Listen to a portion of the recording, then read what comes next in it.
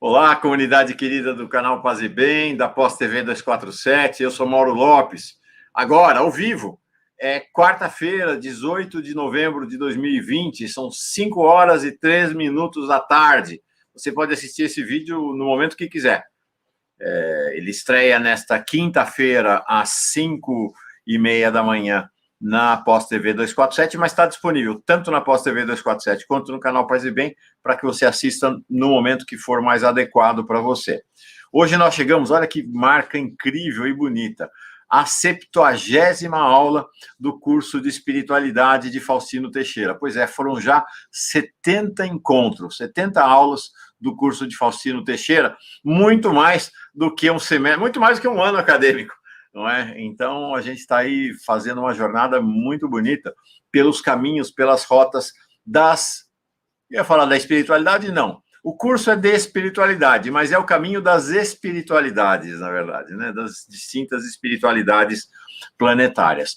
Hoje, a gente chega a um dos sujeitos mais fantásticos para pensar a mística cristã ocidental, João da Cruz. Faustino é especialista nele.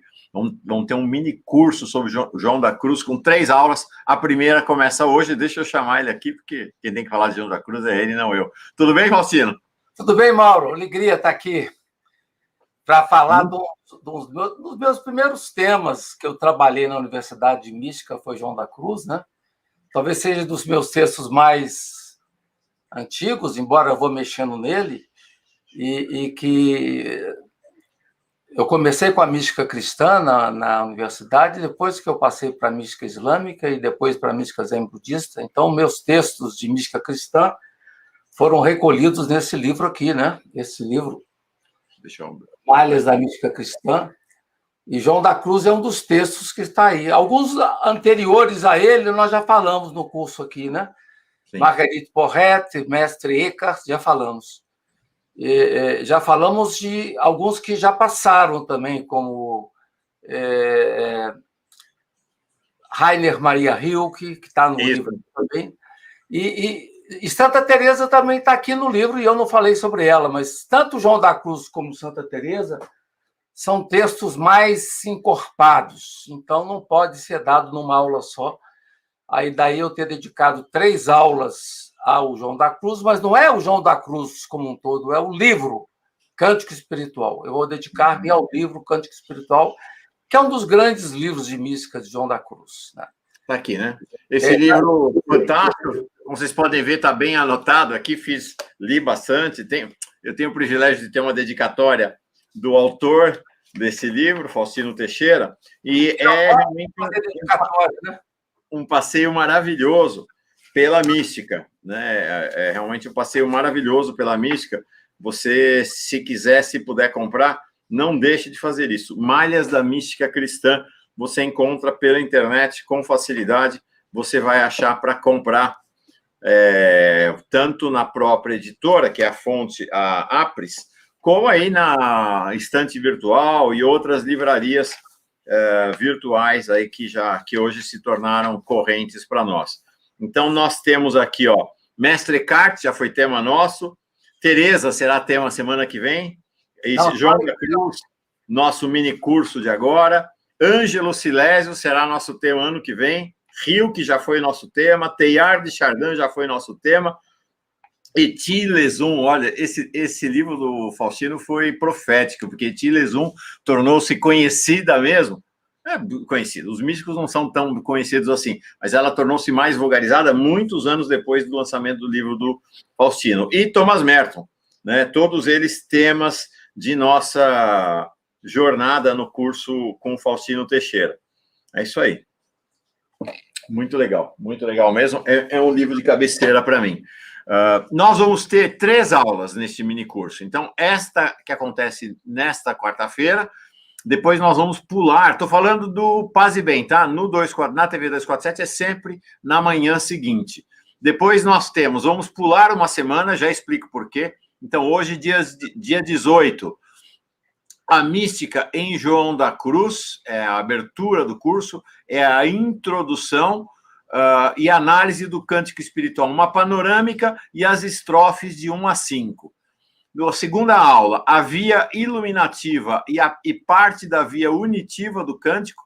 Então, nós vamos pegar as estrofes 6 a 21. E, finalmente, a última aula, dia 9 de dezembro, continuação da via unitiva, os versos, ou as estrofes de 22 a 24. Então, 18, 2 e 9 de dezembro. No intervalo, entre 18 e 2 de dezembro, na próxima quarta-feira, aí tem um presente do Faustino para todo mundo, que é uma aula conjunta dele e Leonardo Boff. Então, semana que vem, Faustino e Leonardo Boff aqui no curso de espiritualidade de Faustino Teixeira. É isso, né, Faustino? Isso. Só que a terceira aula é da estrofe 22 a 40. Eu li errado, então. 22 a 40, eu li errado? Você falou 22 a 24. Desculpa. É isso mesmo, é 22 a 40. Tá, é um poema grande, longo, mas aí o Mauro, nós combinamos aqui que cada aula o Mauro lê ou pica durante a aula as estrofes. As estrofes.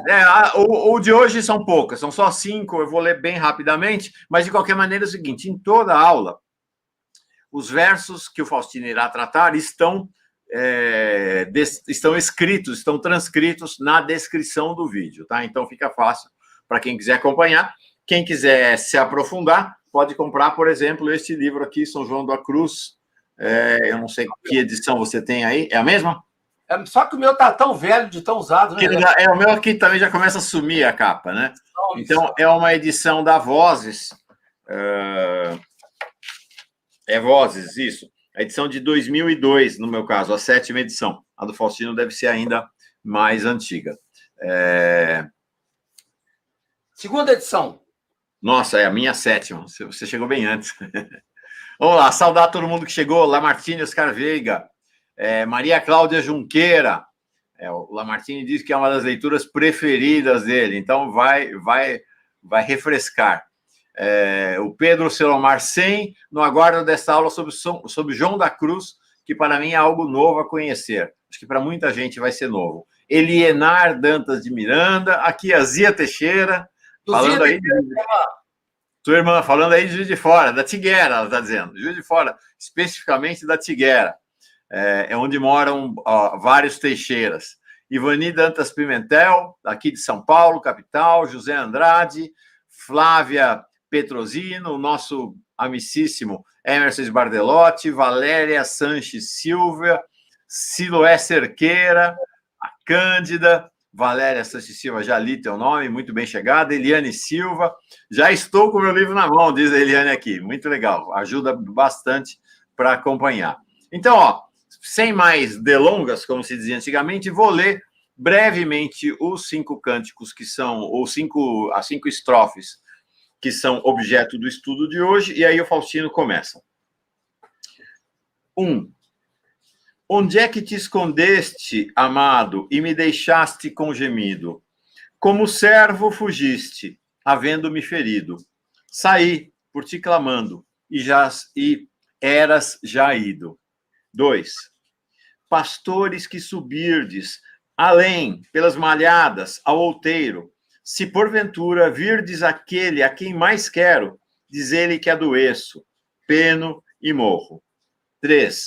Buscando meus amores, irei por estes montes e ribeiras, não colherei as flores, e nem temerei as feras, e passarei os fortes e fronteiras. 4.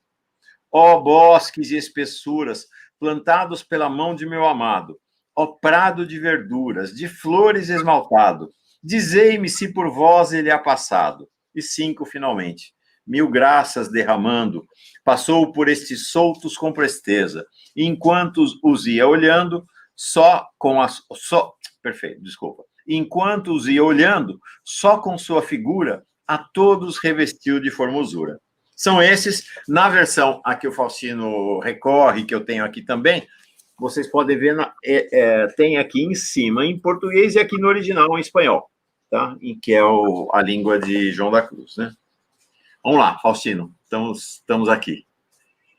Eu tenho uma biografia sempre eu não escrevo muito sobre os místicos. Em geral, eu escrevo um texto sobre cada místico, que vira um artigo, né? E todos eles são precedidos de muita meditação, muitas aulas. Normalmente eu dou vários cursos, depois eu escrevo um texto. João da Cruz também, como foi os primeiros meus cursos, é o texto mais longo de todos os meus de mística. Agora também, na mística Sufi, o meu texto sobre o Masnavi de Rumi foi bem grande, porque eu analisei os 6 livros do Masnavi e também estudo Rumi há muito tempo e demorei demais para escrever o texto sobre o Rumi.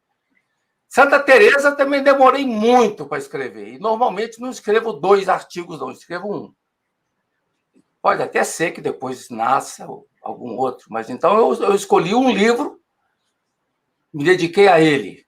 Embora você tenha a edição da Noite Escura, que é um livro que eu gosto muito também, e eu fiz o prefácio aqui, essa edição da Voz, eu fiz o prefácio.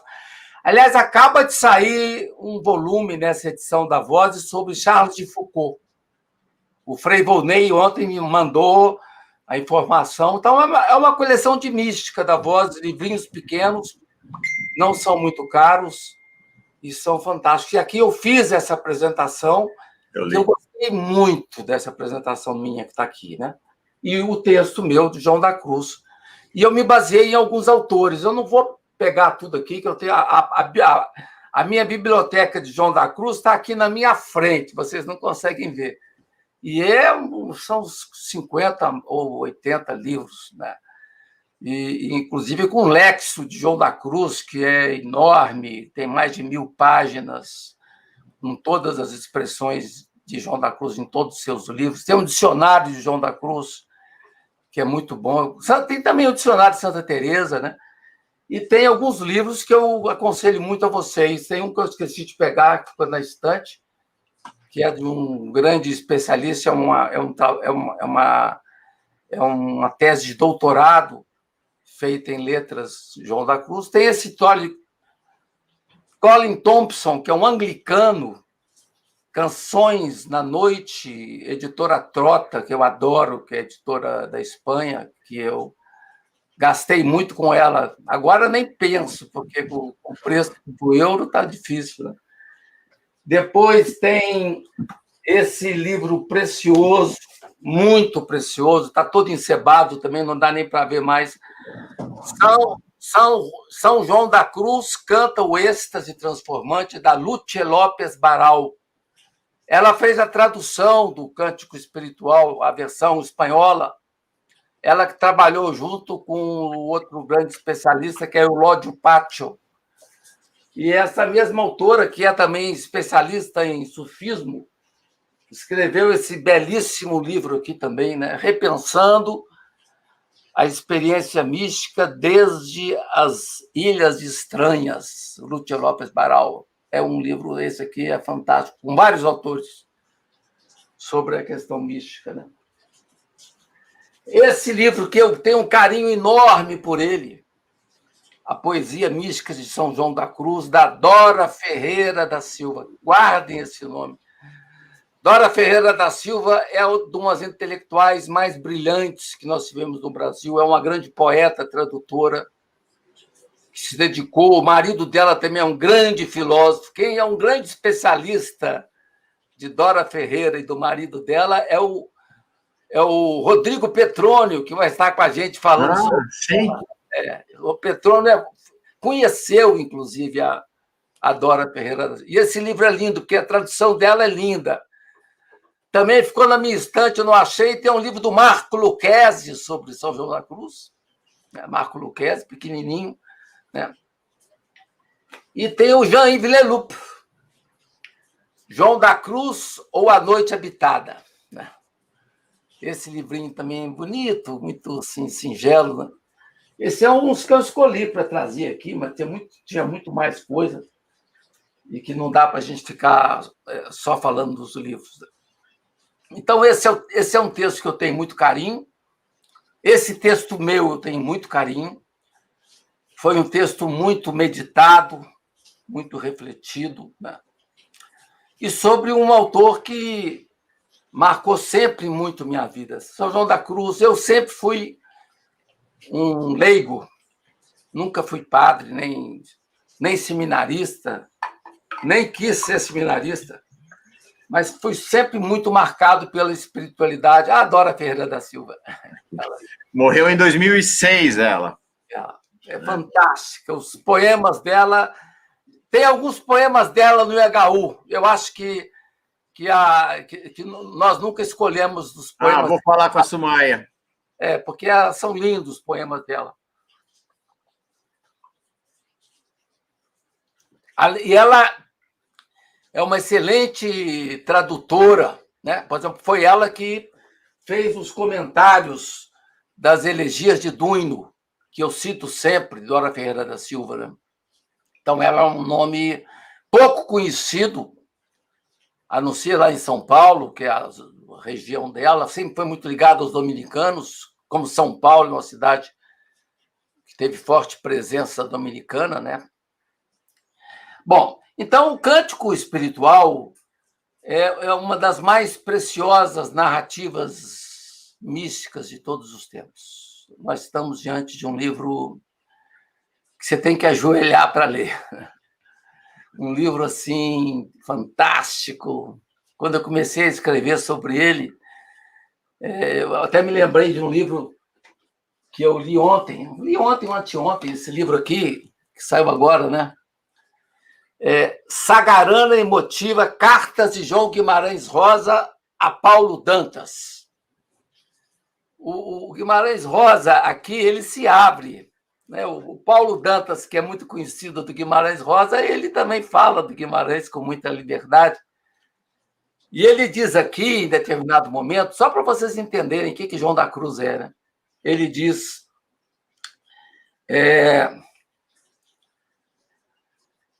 ter escrito o Grande Sertão Veredas em 7 meses é o que fez Guimarães Rosa. E ele falou aqui: os caboclos baixaram em mim. Só escrevo altamente inspirado, como que tomado em transe. E quando ele fala de Riobaldo, que é uma coisa impressionante também aqui, quando ele fala de Riobaldo, essa eu não marquei aqui, vou ter que achar, mas se não achar, paciência. Não vou achar, não. Então, ou seja, altamente inspirado. Os grandes livros da literatura ou da mística, as pessoas são quase que tomadas. Os contos de Guimarães Rosa, alguns vinham à noite, alguns vinham dentro do ônibus.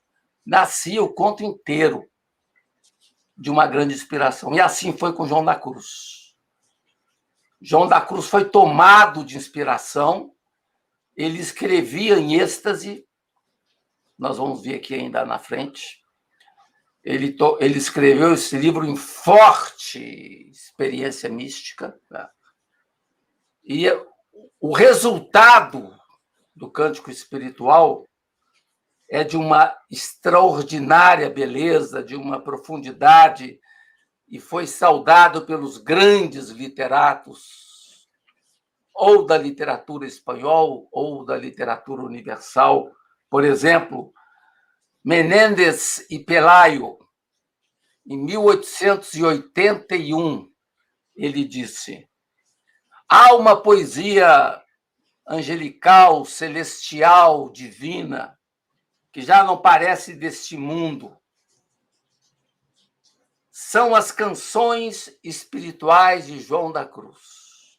Confesso que, ao simples toque, me infundem um religioso terror.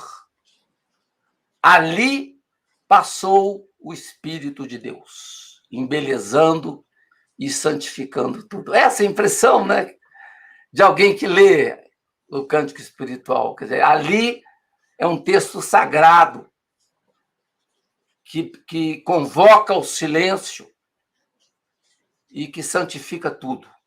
Então, é um poema que exerce sobre nós um grande impacto. reconhecido na literatura universal. João da Cruz é sempre citado como muito importante. Diante dele, nós somos tomados de estupor, que é uma palavra que eu gosto muito da mística, né? Estupor, diante da beleza, né?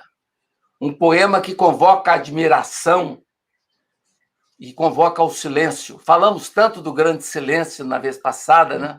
E aí muita gente veio falar comigo que gostou muito do programa, né? Que ficou tocado, as fotos também foram bonitas, né, Mauro? Sim. E João da Cruz é muito isso. É legal o João da Cruz ter vindo depois desse filme, né? Não sei se as pessoas tiveram a oportunidade de ver o filme O Grande Silêncio, do Philip Groening, porque João da Cruz é o grande mestre do silêncio. Então, esse poema, que depois vai ser acrescido de explicações, porque as irmãzinhas carmelitas a quem o livro foi dedicado, elas não entendiam o poema, então pediam para o João da Cruz explicar, fazer comentário. Então, o livro se torna grande porque são muitos comentários do João da Cruz sobre cada estrofe. Então, são 40 versos e inúmeras páginas de comentários, né?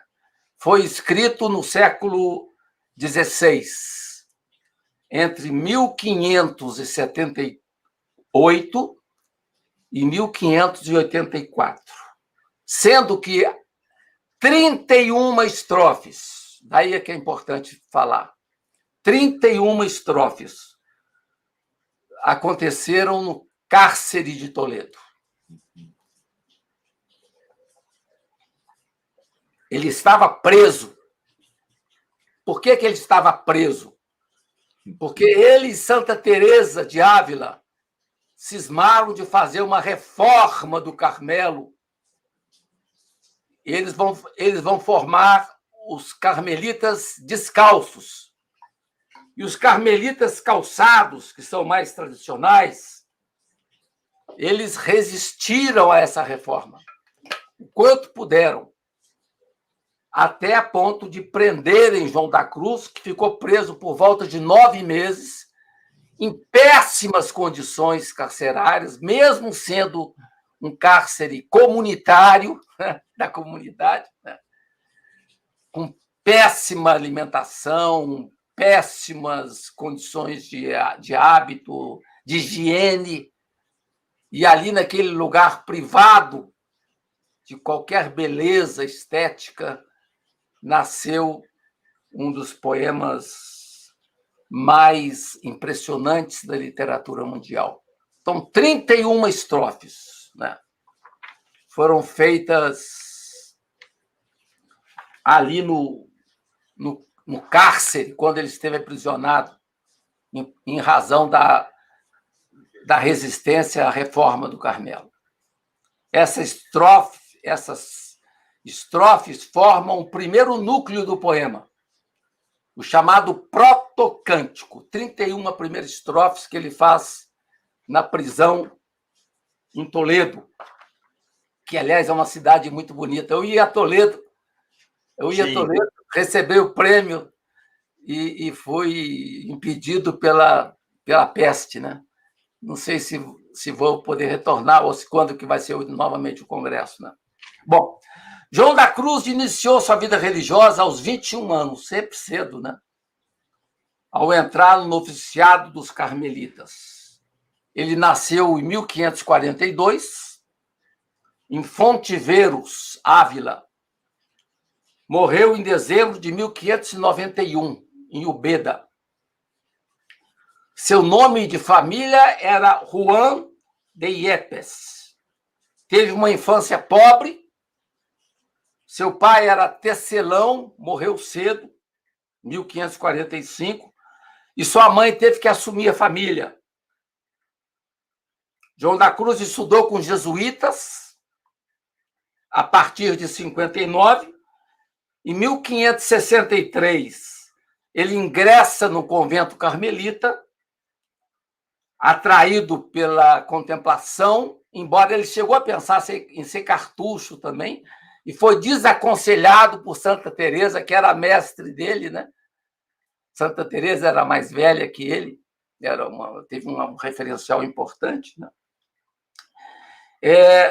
E Santa Teresa falou: não, você fica quietinho aqui no Carmelo, né? Não precisa ir para Cartucha, né? E ele entra então para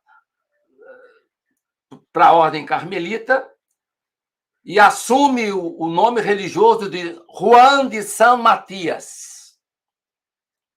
Depois vai fazer filosofia e teologia em Salamanca, que era a grande universidade do tempo. E, inclusive, vai fazer versos de poesia. Aqui na Dora Ferreira da Silva, nós temos um verso. Nesse livro aqui, tem um poema bonito de João da Cruz, que ele faz uma crítica a Salamanca, e fala assim: o que ali chega deveras, de si mesmo desfalece. O que sabia primeiro, muito pouco lhe parece. E sua ciência tanto cresce que nada fica sabendo, toda ciência transcendendo. Toda ciência transcendendo, a ciência é a Salamanca, né? A sabedoria mística transcende a sabedoria filosófica e teológica. Então, esse poema lindo, na tradução da Dora Ferreira da Silva, né, vai falar justamente dessa influência de Salamanca e no tradicionalismo escolástico de Salamanca. Porque Salamanca era o grande centro intelectual da Espanha. Foi, acho que, se não estou enganado, a primeira universidade. Ela foi fundada no século, deixa eu ver aqui, século XII. Né? E exatamente quando nasce João da Cruz, Santa Teresa, no século XV, XVI, é o grande centro intelectual da Espanha. Né? E a Salamanca é uma experiência fantástica, ainda hoje, maravilhoso. Salamanca muita gente, muitos professores meus da Salamanca, porque aqui no Brasil, nós que fazemos teologia, temos muitos professores espanhóis, né? Sim. Então, muita gente estudou na Espanha, né? Alguns estudaram em Roma também.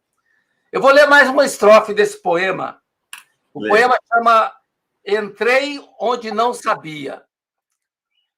Eu não soube onde entrava, porém, quando ali me vi, sem saber onde eu estava, grandes coisas entendi. Não direi o que senti, porque fiquei não sabendo, toda a ciência transcendendo. De novo aí, a crítica Salamanca. Bom, então ele faz filosofia em Salamanca entre 1564 e 1567 e tem um encontro decisivo com Santa Teresa de Ávila no final de 1567. Foi em 1567 que ele se encontra com Teresa, quando então vê em Teresa uma luz para a sua insatisfação vocacional que o dominava no período. Ele tinha... Teresa era 27 anos mais velha que João da Cruz, mas entre os dois se criou uma ligação muito íntima espiritual, né? Como acontece na mística, né? Teresa, 27 anos mais velha que ele, insere-se no projeto da Reforma do Carmelo. João da Cruz insere-se com Teresa na Reforma do Carmelo. E em 1568, eles inauguram em Duruelo, Ávila, a primeira fundação masculina do Carmelo Teresiano. Bom, aí conhece Teresa, mas conhece Teresa em 1567. Ela com 52 anos, ele com 25. Ela já madura, né? Ela é uma mulher já amadurecida espiritualmente, e ele, enfim, ele era um gênio, né? Muito precoce, mas ainda, vamos dizer assim, no começo da estrada em comparação a Teresa, né? Mas aí, um pouco depois, ele vai ser aprisionado, né? Quer dizer, conhece Teresa em 1567 1567, em 1577 ele é preso. Em dezembro, ele é sequestrado pelos carmelitas, por esse bando estranho de carmelitas calçados. Eu imagino que muita gente hoje deve pensar em sequestrar o Papa Francisco, né? Se acontecer um sequestro eclesiástico do Papa Francisco e botar ele em uma dessas prisões conventuais, não é muito impossível, não. É só ler o nome da Rosa, né? Não sei. Então, ele é aprisionado e é encerrado por 9 meses num cárcere conventual. Jogaram João da Cruz numa cela pequena, sombria, uma alimentação reduzida a pão, água e sardinhas. Não lhe permitiam trocar de roupas. Santa Teresa chegou a escrever para o rei Filipe II, dizendo que João da Cruz teria estado melhor com os muçulmanos do que com os cristãos. Você imagina a Teresa defendendo João da Cruz? Né? Seu gesto e compromisso, então, em favor da reforma levou-o à prisão. Foi julgado como desobediente, rebelde, e tentaram fazer um disciplinamento, uma disciplina com ele na prisão. Então, é nesse contexto de solidão exterior e desolação interior. Você imagina você ser aprisionado pelos próprios confrades, né? Que nasceram as primeiras estrofes do Cântico Espiritual. Só que elas nasceram, ele não tinha onde escrever. Você imagina que tortura. Nascem as canções na sua cabeça e você não tem onde escrever. Me fez lembrar o livro do Pepe Mujica, né? Uhum. Ele também não tinha onde escrever, ele escrevia na parede, na terra, né? Assim, aquela coisa louca. E aquilo vai tumultuando a cabeça dele. Imagina, os versos vão ecoando na cabeça, né?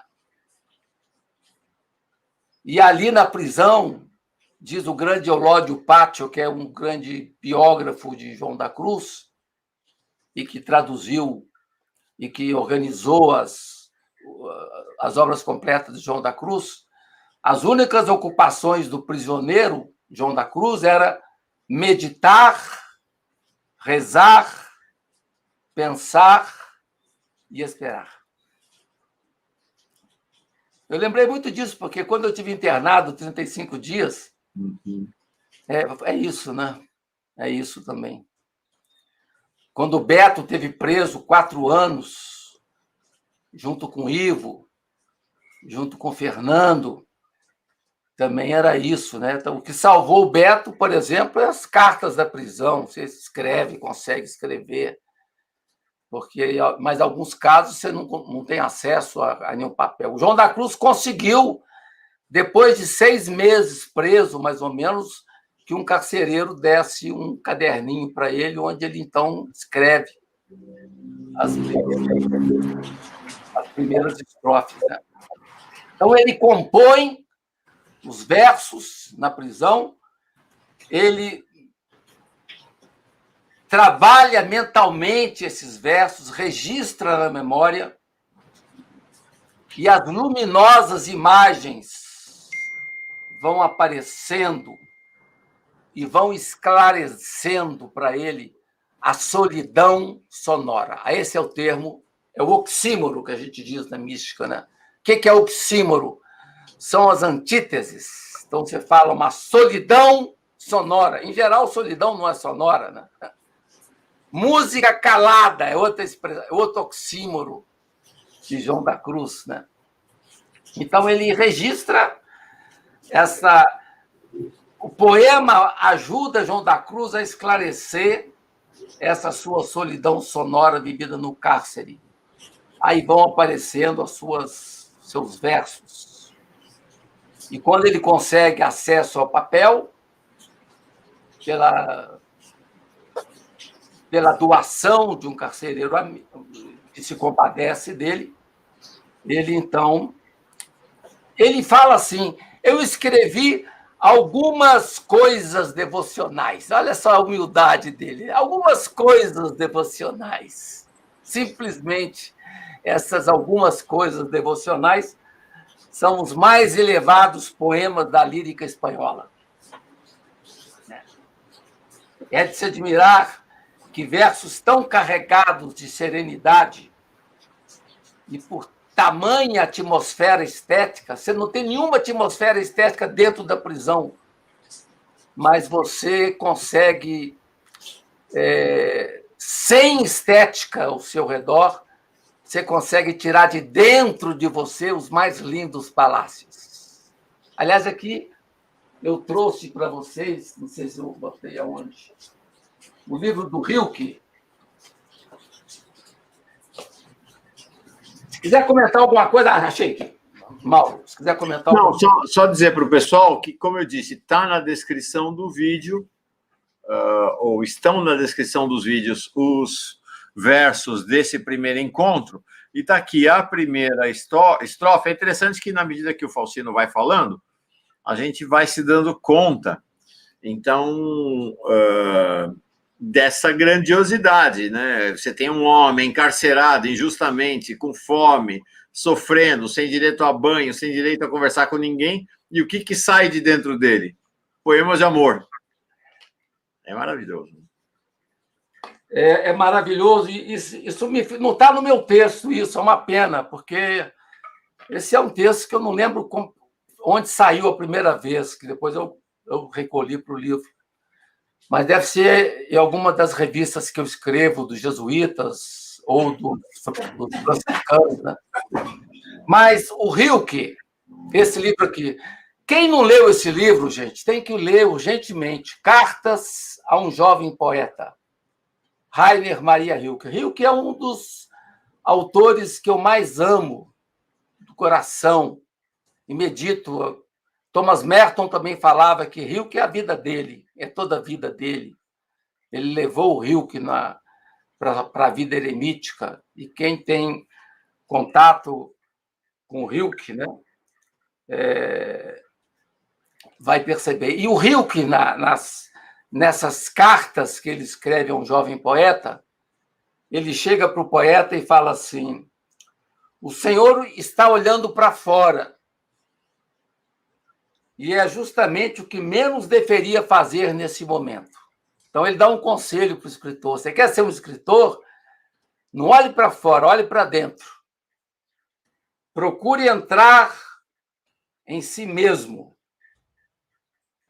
Investigue o motivo que o manda escrever, examine e se estende suas raízes pelos recantos mais profundos da sua alma. Então, essa ideia de interiorização, que está muito em Rilke, está muito no mestre Eckhart, está muito na Eti Illison, está muito no Dom Pedro Casaldáliga. As pessoas que aconselham vão se entrar para dentro de si.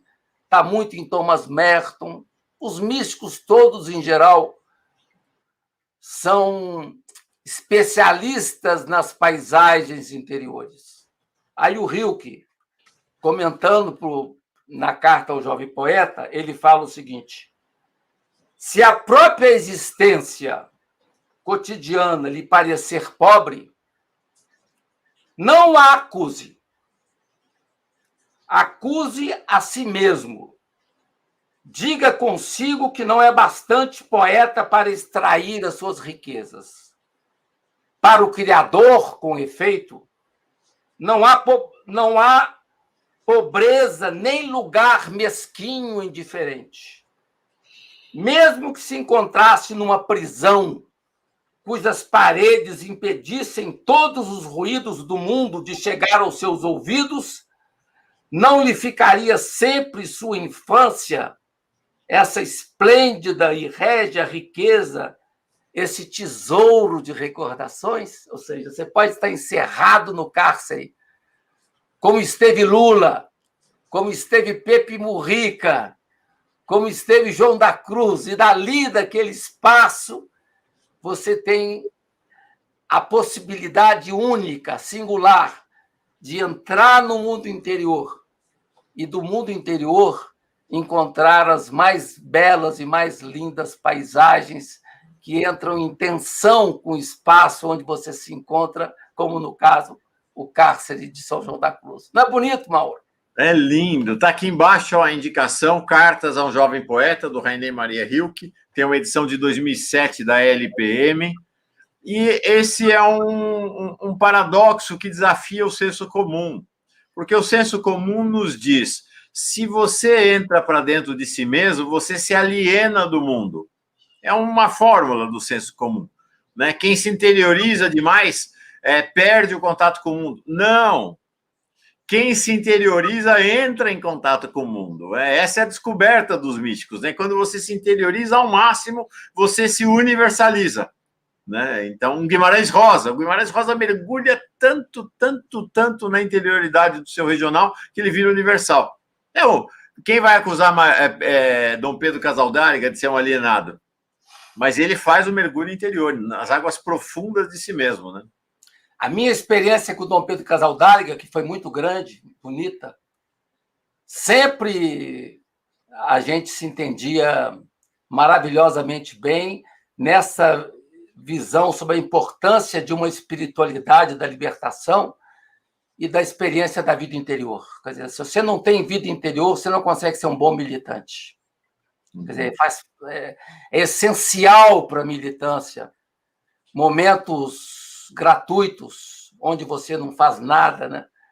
Onde você se deleita diante do mistério maior, ou então aquele livro que eu já citei aqui, do Frei Carlos Mester, 6 dias nos porões da humanidade.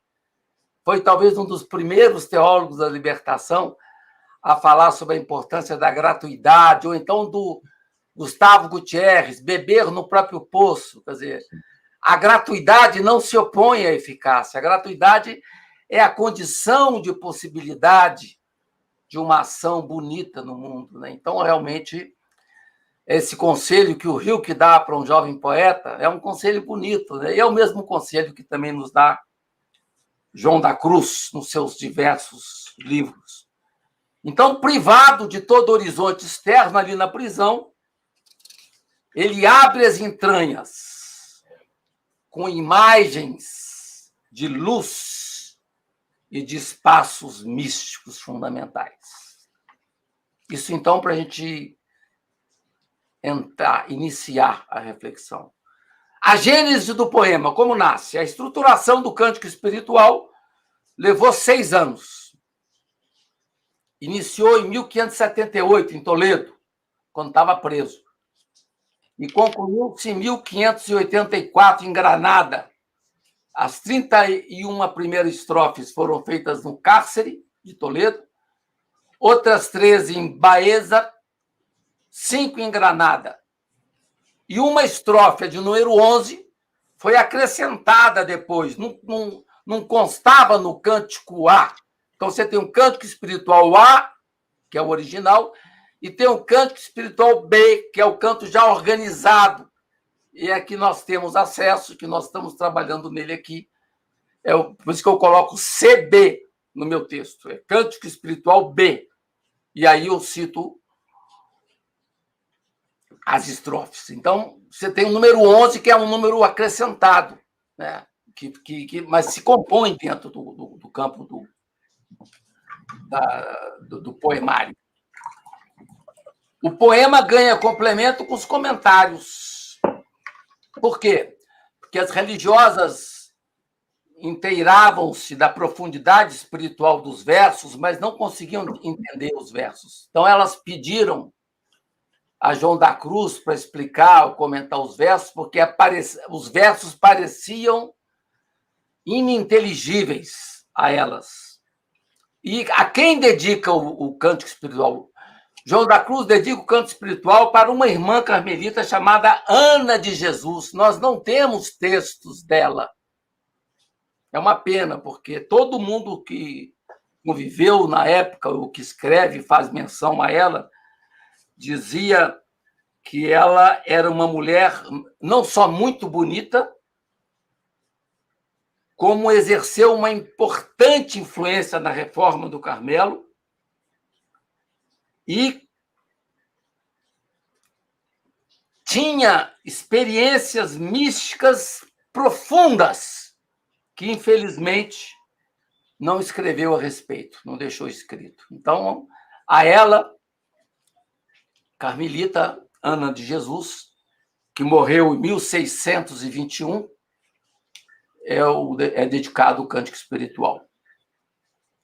Então, havia entre as religiosas de Béas, que são as religiosas que acolhem João da Cruz depois que sai da prisão, muita curiosidade a respeito desse cântico espiritual. O seu tom elevado.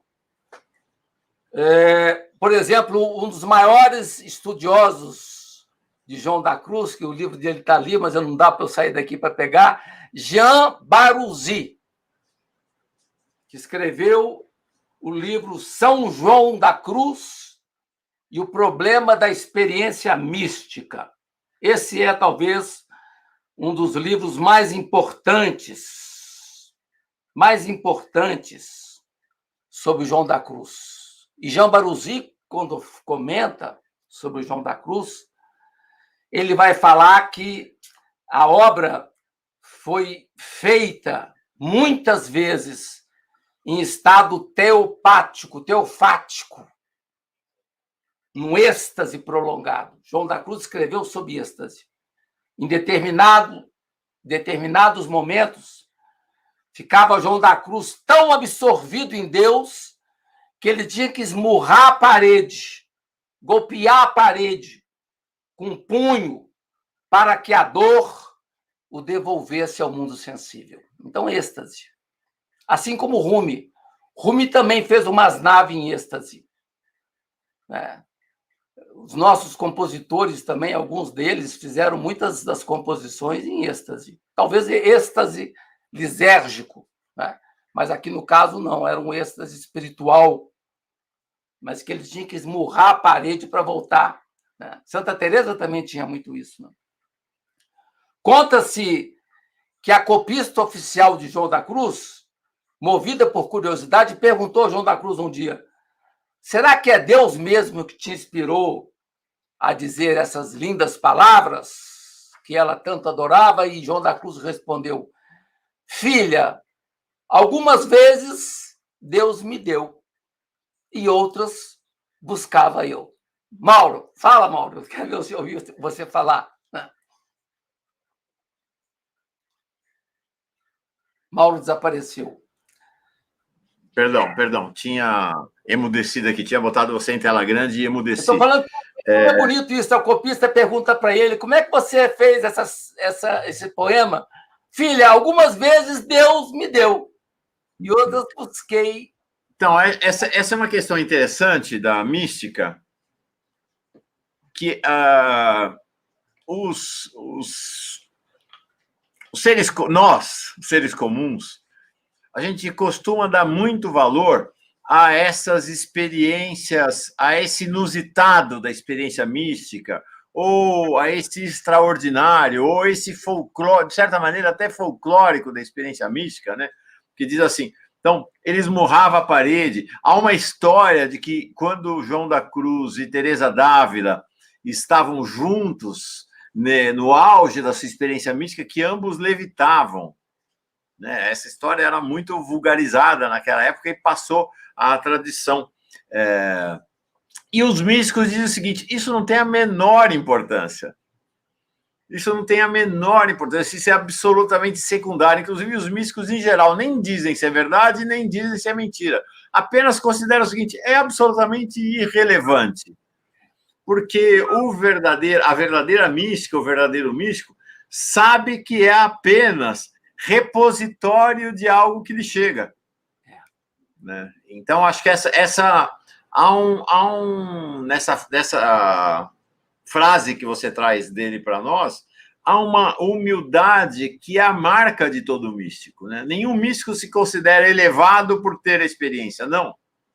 Ele está constantemente ao rés do chão. Muito bem. Sem dúvida, eu acho que todos os místicos vão falar isso que o Mauro colocou. Quem se prende unicamente ao êxtase não entende o que é a experiência mística. Isso. O êxtase não é o fim da experiência mística. Pode acontecer o êxtase, mas Santa Teresa, por exemplo, tinha horror de manifestar exteriormente o êxtase. Né? Os malamates místicos sufis também tinham horror de manifestar qualquer experiência mística. Os místicos falam: o que há de mais profundo na minha experiência com Deus, quem tem que saber é Deus. Né? Por isso que quando eu perguntei ao Leonardo Boff se ele escreveria para mim 2 páginas no meu livro em que creio eu falo assim: eu não tenho que responder para você o que eu creio, eu tenho que responder para Deus. É um pouco malamate, o Leonardo. Interessante, né? Quer dizer, certas coisas são íntimas, são conversas de travesseiro, que você não as expõe em público. Então, por isso é difícil para a gente dizer em que a gente crê, no seu mais alto grau de profundidade. Né? Então, tem essa coisa. Eu estou assistindo o curso do Pondé do Antigo Testamento, eu estou impressionado com a beleza da reflexão que ele faz sobre os grandes nomes do Antigo Testamento, e ele fala assim: como é que Deus judia desses profetas, né? Joga na parede, com Jó, por exemplo, né? Quer dizer, tira tudo que ele tem, né? Então, quer dizer, ele fala assim: eu não queria ser Adão e Eva para lidar com Deus, porque Deus é um ser extremamente difícil de lidar, né? Dizia o Pondé, falando de Adão e Eva. Porque essa experiência de alguém tão poderoso diante do qual você é pó. Quer dizer, é tão poderoso e, ao mesmo tempo, tão íntimo, né? Íntimo e poderoso, essa dialética que marca o mistério maior que o Pondé tem trabalhado de forma muito bacana nesse curso dele sobre o pensamento judaico, né? Sobre a experiência de Deus, passeando por toda a aula sobre Davi, por exemplo, também foi linda, né? Quer dizer, Davi é o cara que traiu a mulher com a amante, é o cara que tinha as mãos sujas de sangue e era o mais amado por Deus, né? Quer dizer, coisas assim, né? Coisas assim impressionantes para quem lida no mundo da religião. E, sobretudo, na religião judaica, a gente tem experiências assim muito interessantes na relação do fiel com Deus. Então, uma coisa que se coloca para nós, estudando João da Cruz, o Cântico Espiritual, é qual que é a relação que existe entre a poesia e a prosa. Porque se tem comentários, é prosa também, né? Então, é um livro de poesia e prosa. Quer dizer, a poesia de João da Cruz guarda um vigor insólito, inaugural. Os comentários vêm depois. E não tem a mesma densidade, o impacto. Tanto é que os teólogos gostam mais dos comentários, né? Que são mais tradicionais, enquanto que os poetas, né, quem está no calor da mística, gosta mais da poesia pura. Embora, com razão, diz o Colin Thompson, nesse livro que eu mostrei para vocês, Canções da Noite, que você tem que saber ler também nos comentários a linguagem poética de João da Cruz. A linguagem poética não está só na poesia, está também nos comentários, né? Mas é claro que há uma diferença de grau, porque o poema expressa com mais recurso essa incapacidade da linguagem acessar o mistério de Deus. Essa incapacidade da linguagem.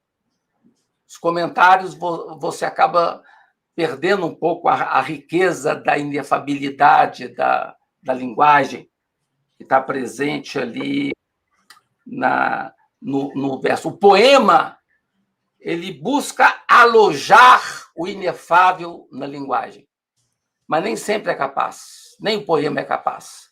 Mas o poema consegue, às vezes, avançar mais do que a prosa nessa aproximação do mistério. Então, as expressões amorosas do cântico espiritual, que é um canto de amor, o Mauro fez menção a isso, né? O que é o cântico espiritual? É o canto de amor de uma amada que sai em busca do amado. Essa expressão que é muito comum na mística muçulmana, né?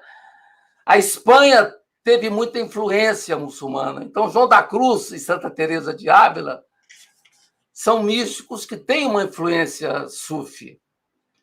Isso a Lúcia Lopes Barral tenta mostrar, apesar de muitos carmelitas resistirem a essa ideia nos congressos, mas não há como negar a proximidade de algumas expressões, tanto em João da Cruz como em Teresa, da mística muçulmana, da mística sufi, como, por exemplo, o amado e a amada, né? Que também está lá no Cântico Espiritual, no Cântico dos Cânticos, né? No Cântico dos Cânticos, também está essa expressão. Então, as expressões amorosas de inteligência mística não podem ser explicadas por meio de palavras. Faustino, desculpa, o Dirceu Hort está brincando aqui comigo, mas é verdade, por isso que eu dei aquela sumida. Estamos com uma chuvarada aqui em São Paulo, e eu estou aqui fazendo uma certa ginástica para fugir das goteiras que tem em cima da minha mesa de trabalho aqui. Então, o computador vai indo para um lado, vai indo para o outro, para eu me adaptar às goteiras aqui, mas está tudo sob controle. Tranquilo. Tá bom. Então, ele fala, o João da Cruz usa o termo gemidos inenarráveis. Inenarráveis. Aquilo que nós mesmos mal podemos entender ou compreender para manifestá-lo, está presente no cântico espiritual. Então, ele fala uma coisa muito bacana. Para João da Cruz, o que o poema apresenta? São figuras, comparações e semelhanças, analogias, que emprega para poder captar os segredos do mistério e que o espírito favorece conhecer. Mas diz o João da Cruz, não é qualquer um que consegue entender o cântico espiritual. Não basta inteligência, não basta ser formado em Salamanca para entender o cântico espiritual. Você tem que entrar na leitura com simplicidade do espírito de amor, como Ana de Jesus entrou. Ana de Jesus não tinha nenhuma formação acadêmica, Salamanca. Então, para você entender certos textos místicos, você tem que ter uma interioridade receptiva, tem que ter uma simplicidade de espírito. Os arrogantes são os que têm mais dificuldade de rezar. Já dizia Frei Beto. Frei Beto sempre fala isso, né? Quem tem mais dificuldade de rezar são os arrogantes, os que estão cheios de si. Você tem que ter buracos interiores, você tem que ter vazios interiores, você tem que ter saltos interiores para poder alojar o mistério, né? Captar o mistério. Né? Quem não tem simplicidade de espírito não vai conseguir entender no cântico espiritual senão dislates, que é uma expressão técnica que significa disparates.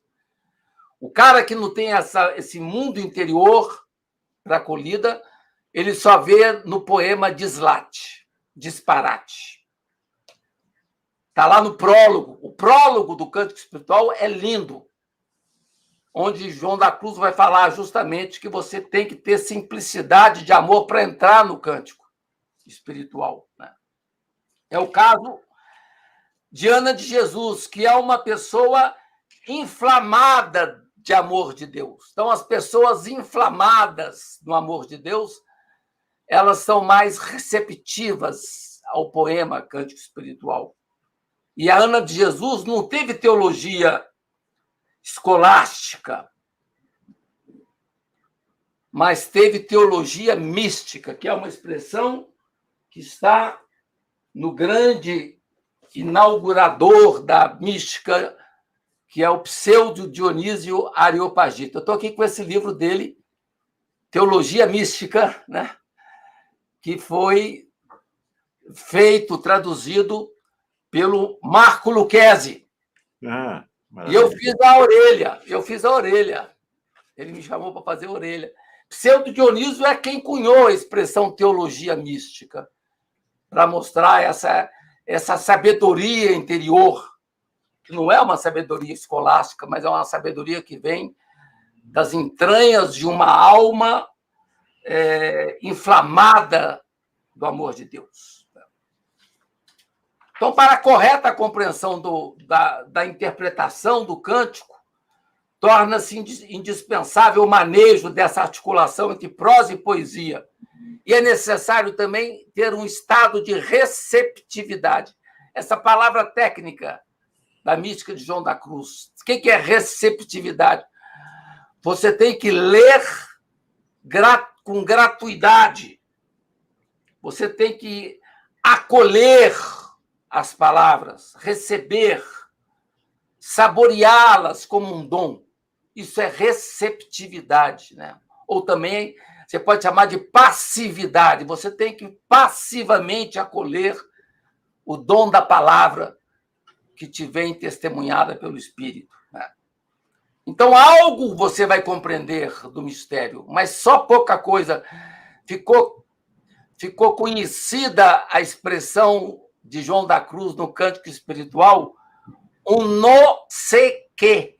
Um não sei o quê. Você só consegue captar um não sei o quê para poder expressar a sua experiência espiritual. Agora, na análise do cântico, você tem o cântico A e o cântico B, como eu falei para vocês.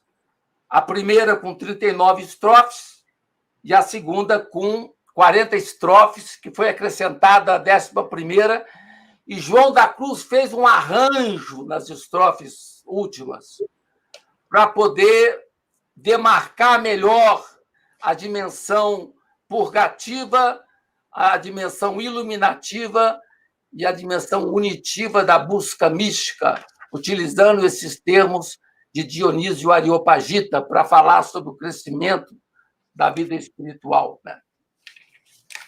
Então, como mostrou José Ángel Valente, que é um estudioso de João da Cruz também, o cântico A espiritual reflete a desordem da experiência. E o cântico B, que nós temos acesso, é o rigor sistemático da docência. Já foi organizado, né, por João da Cruz, né? E é então o quê? É um cântico de amor. Já na primeira estrofe aparece a marca da busca do amoroso. Assim também lá no Rumi, no Masnavi, que ele fala do lamento da flauta que foi arrancado da terra. Aqui também, João da Cruz, o cântico começa com um grito. Onde é que te escondeste, amado, e me deixaste com gemido? Então, onde te escondeste, amado?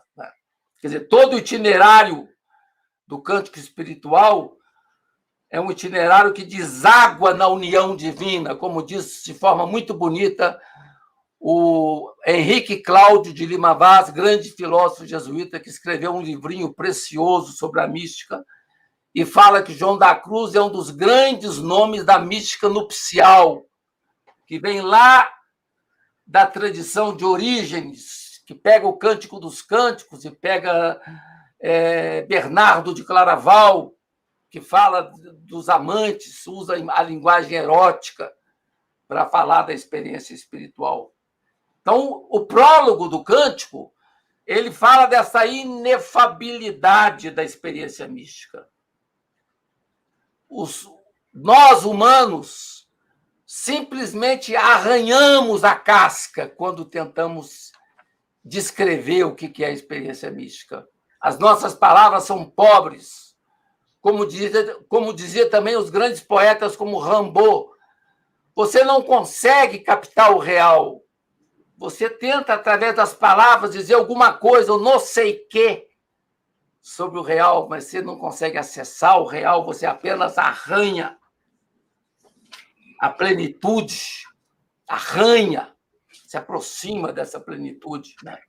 Daí a importância dessa dimensão fundamental da receptividade, né? Só ver se eu estou na ordem certa. Que eu não vou conseguir terminar hoje, não, Mauro. Mas vou devagarinho, eu já vou quase no meu tempo aqui, mas depois eu continuo. Então, são 3 vias de caminhada para a mística. A via purgativa, que é a via da purificação, é o primeiro momento. A segunda via, que é iluminativa, de iluminação interior, e a vida unitiva de união com Deus. Normalmente, esse é o percurso, mas nem sempre acontece assim, porque Deus favorece aos seus fiéis caminhos diferenciados para chegar ao seu encontro. Então, você não precisa passar necessariamente por essas etapas. Você pega aqui, por exemplo, um místico como Ernesto Cardenal. Se eu achar aqui o livro.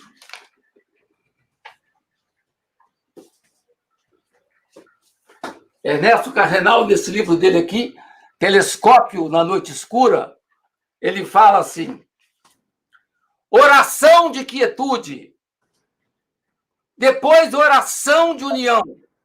Santa Teresa tem o vademecum.